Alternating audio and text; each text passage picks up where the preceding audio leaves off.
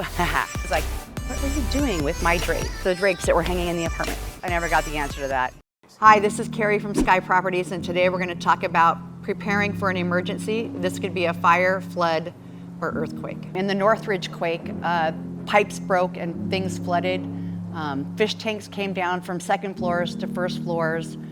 We were cut off from any type of help whatsoever. And one of the things that we had to do right away was to shut off the gas. And that meant knowing where the gas was and how to get it off. There is a particular tool that some buildings need in order to shut off their gas, and that tool needs to be nearby and ready to use. There are buildings that have automatic shutoffs, and there are buildings that do not have automatic shutoffs, so knowing which one you have is helpful.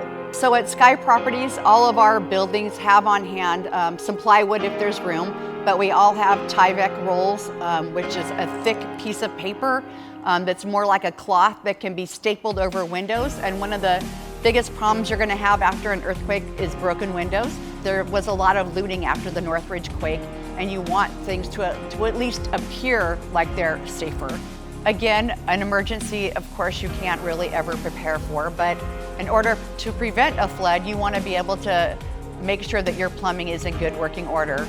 Often when a building is bought, the plumbing is inspected, and so you know what kind of condition it's in. And then other times you've had a building for a very long time and you've never had to have any major work and hardly had any problems. But what I see in older buildings is that the water flow slows down, or things start to not flush so well, roots grow into pipes, or the thinning of pipes happens over time.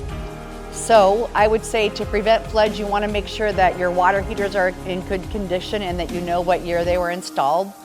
And you also want to change out things like valves underneath sinks and shut-off valves to toilets and sinks. And also you want to change out the hoses in your sinks every 7 years, as I learned the hard way in my own home. You want to know where your water goes on and off, and you want to be able to shut the water to the building on and off if you have to.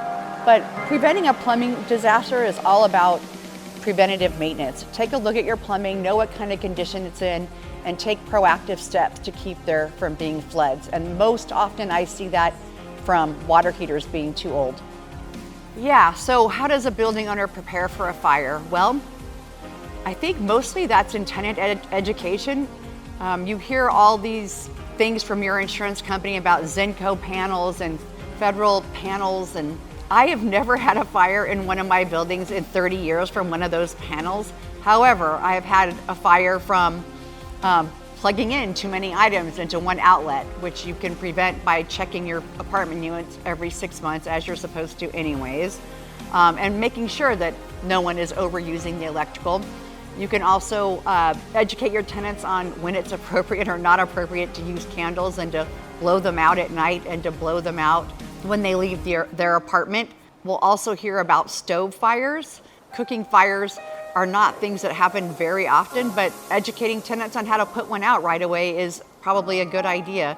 What kind of materials to use, what kind of materials not to use. And the tenants should know that there's a fire extinguisher every so many feet in their building, and that all they have to do is pull it out and use it if they really need to.